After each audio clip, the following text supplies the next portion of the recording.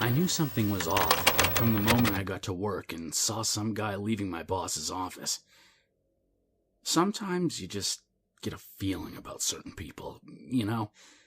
There wasn't anything that really stood out about him. I mean, he didn't wear a black cape or hood to hide devil's horns. He didn't have soul-piercing red eyes and a sinister smirk, and he didn't rub his hands maliciously while cackling as he passed me or anything like that.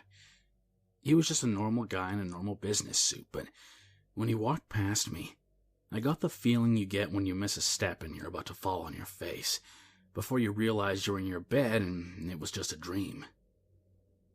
Problem was, with this guy, there wasn't that immediate relief afterwards.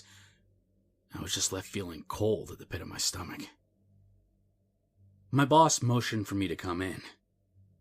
"Michael, can I have a word?"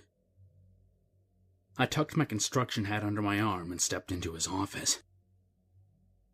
"Who the hell was that?" I asked, as soon as the stranger was out of earshot. He shrugged. "New supplier. Have a seat." He looked at the contract on his desk and read, "Enduroflex heavy-duty asphalt. We should be getting our first shipment sometime this week." Never heard of Enduroflex. Well, neither have I. It's new and dirt cheap, so we're going to give it a try, but that's not why I called you in here, he said. It's not? He waved a dismissive hand. No, I wanted to talk about your schedule. We've had a rough winter. You know the rope. The roads need fixing, and the city wants it done pronto. We're going to have to work around the clock to get this done, or risk losing the contract to the competitors. I'm going to need you to work nights for the next month." "You can't be serious," I answered. I hated working nights. I'd done my time in my first couple years working for the company. A night here or there was fine, but a whole month? Talk about a punch to the balls. I tried not to show my anger as I gripped my hat tighter. He continued, "I need someone with experience out there, someone who can get the job done fast. You can go home today, Michael. Get some rest. Come back tomorrow night. I'll have your assignments ready by then." "You're the boss," I mumbled, as I got up and left. I took the free time off and tried to adjust to my new schedule, but on such short notice, coffee was the only thing keeping me awake through the night. The first couple of shifts went by without incident. I wasn't sure when we'd start using the new asphalt, or if I'd even notice a difference when we finally did, but if what happened a few nights ago was any indication, yes, there was a very noticeable difference. Chuck and I rolled up to our first assignment of the night, a main road going through the suburbs. The day and evening crews had already stripped the street and laid down fresh gravel. I could even see a short strip of fresh, still steaming asphalt on the other side of the median. If we'd missed the evening crew, we hadn't missed them by long. Still, it was weird for them not to be there for the handoff, but it was even weirder that they'd left the paver at the site instead of bringing it back to us so we could fill it up before coming. The boss had just assumed they were still working and had told us to take the truck and join them there. "Where's the crew?" asked Chuck. "Must have clocked out already," I replied. "Where's our crew?" he continued. I hadn't noticed the rest of my team hadn't shown up yet. Technically, we could do the work just the two of us, but it was unusual not to have a few extra pairs of hands and eyes. "Don't know," I replied. "Ask dispatch?" He let out a groan and grabbed his phone while I exited the truck and checked the road. The gravel was nice and even, ready for asphalt to be laid over it. It wasn't going to take us very long to get the job done, I thought. Chucks popped his head out of the window. "They called in sick." I raised an eyebrow. "All of them?" "Yeah, all of them." I rolled my eyes and sighed loudly. "All right, let's get this show on the road. The boss wants this street ready to drive on by morning. Park the truck. I'll get the paver." I was already pretty irritated about having to drive the paver all the way back to fill it up again, so when I approached and realized the evening crew had left it running, I nearly blew a gasket. Anyone could have wandered by and stolen it. Any kid could have slipped behind the wheel and gotten himself, or someone else, killed. And if that wasn't bad enough, they'd left nearly a full load of asphalt in the back. I could already picture myself wasting half the night struggling to clear it out now that it had the chance to harden. I stomped the rest of the way and climbed onto the back to get a better look inside. To my relief, the asphalt was still steaming hot and didn't appear to have set yet. I grabbed a rake and ran it across the surface. Yep, it was still good. What a relief. I slipped behind the driver's seat, hit the gas, and turned her around. We did a U-turn to the other side of the median where I waited for Chuck. It wasn't long before I saw the reflector strips of his construction vest. I rolled down the window and motioned for him to go around back to help guide me. I could have managed without him and him without me, but protocol was protocol. He gave me the thumbs up and I started pouring the asphalt. The paver screamed in protest. Imagine the shriek of a cat put through an amplifier at a death metal concert. In my mirror, I could see Chuck covering his ears and turning away. I stopped and jumped out of the paver, and I was starting to understand why it hadn't been emptied. Something caught in the feeder conveyor? I asked. Chuck shook his head. Not from what I can see.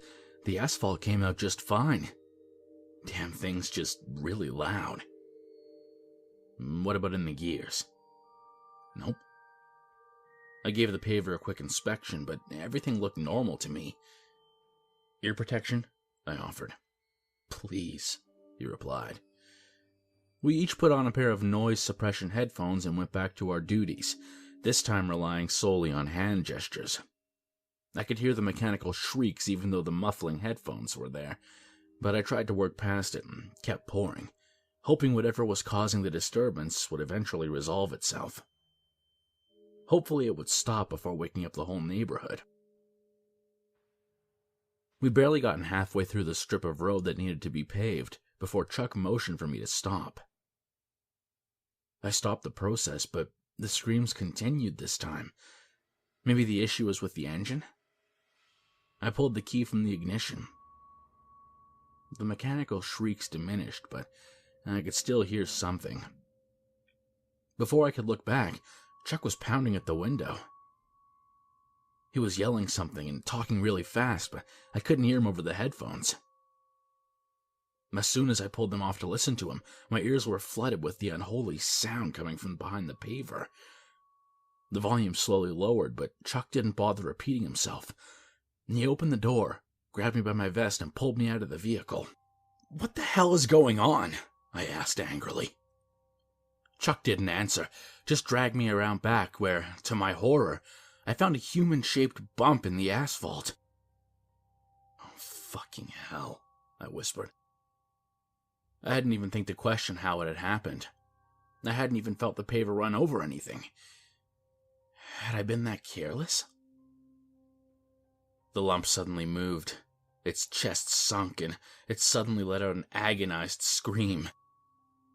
"Oh my God, he's still alive," said Chuck. "We need to get him out," I answered. In a panic, I unhooked the rake from the back of the paver and used it to try to strip the asphalt away. I dug desperately, my trembling hands barely able to keep hold of the handle as I imagined the burnt face I'd uncover beneath. Chuck just stood there in shock, and I didn't have the mental fortitude to think to have him call an ambulance.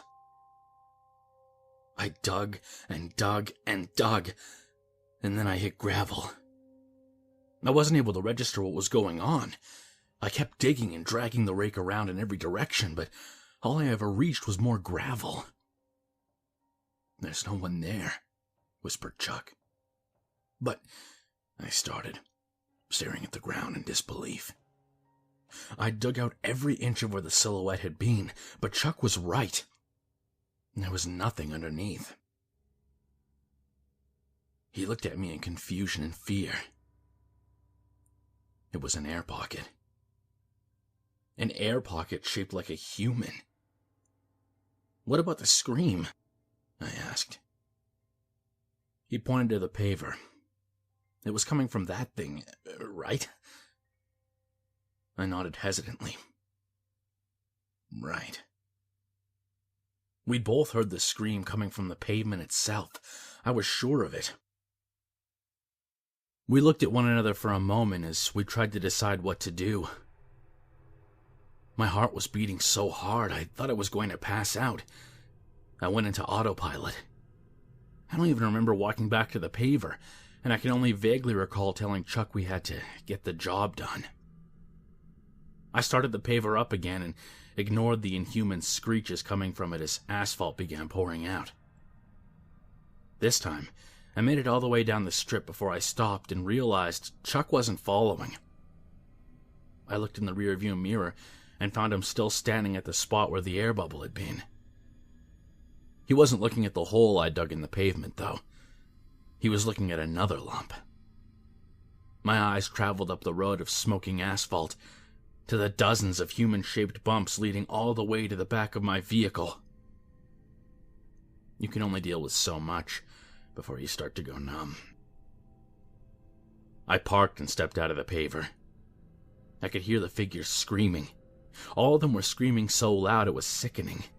They weren't forming sentences or even words, just ungodly, agonized, inhuman moans of absolute torment.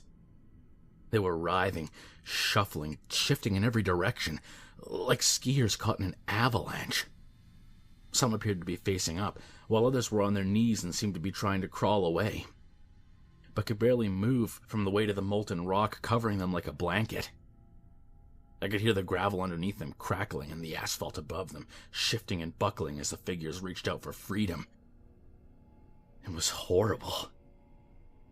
I grabbed the rake and desperately ran it over the bumps, convinced I could somehow save and unearth the figures trapped inside, but just like before, there was nothing but street underneath the asphalt. I couldn't understand what I was seeing. It was like a magic trick gone wrong. It was impossible. I thought I was losing my mind every time I turned the asphalt over, but thankfully, I wasn't the only one seeing this. Chuck could see them. I could see the terror in his eyes as he just stood there and watched me, and in a way, it was comforting not to go through this alone, even though I wasn't being much help. Black, rocky fingertips began stretching out from the flat surface next to me. That's when I dropped the rake and backed onto the median. More fingers, then hands, and then faces emerged from everywhere, covering every inch of the asphalt. There were hundreds of them, maybe even thousands. I'm not sure, but I could see their features more clearly now, as though the surface had become a wax mask.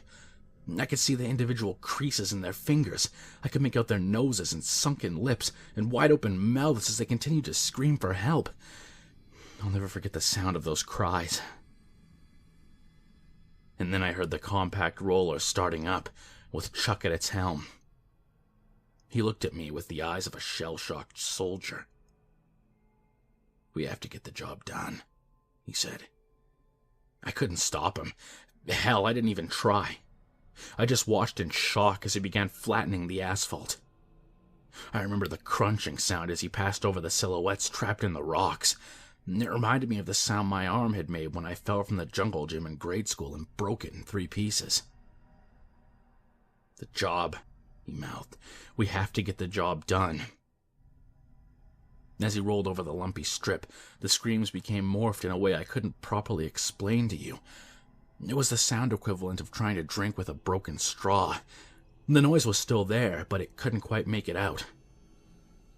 Chuck ran over the pavement as many times as it took for it to become acceptably flat. I could see him repeating the same 6 words over and over to himself. The compact roller came to a stop, and he sat there with his head in his hands. I think he might have been crying. The nightmare was over. I swallowed hard as I looked at the street. I could still see the faces, now stretched out and flat as pancakes. They were still screaming, but the sound was muffled, like they were yelling into a pillow or something. I just stood there watching and listening to the chorus of pain for hours.